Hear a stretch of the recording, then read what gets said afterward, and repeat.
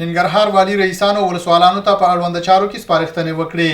ننګرهار والي حاجي مولا محمد نعیم اخوند د ولایت مقام په مقر کې د یو شمېر ادارو رئیسانو ولسوالانو سره د جلا ناستو په ترڅ کې د دوی د ترسره کړیو کړنو او اجراتو راپور واورېد او په ګڼو نورو برخو کې ورته د لازمو اقداماتو ترسره کولو سپارښتنې وکړې.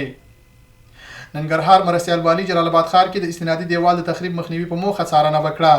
ننګرهار مرستیال والي مولوي غلام رحمان حیدري په جلالاباد ښار کې بهسود پلته سیرما د یو استنادي دیوال له ساحې څخه لیدنه او د هغه د خوندیتوب په موخه یې صاحبي څارنه وکړه. د ننګرهار خوږیاڼو ولسوالۍ اوسیدونکي وایي د امیر المؤمنین حفظه الله ولسمه ګڼه فرمان تطبیق سره په ولسونو سهولت راځي.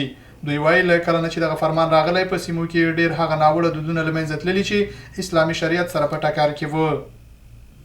د ننګرهار اطلاعات او کلتور ریاست د ځوانانو چارو امریت اړوند د ځوانانو فکري او اصلاحي مرکز د ویناوالۍ او اسلام پوهنې څانګې څخه په 15مه دوره کې 15 تنه فارغ شول.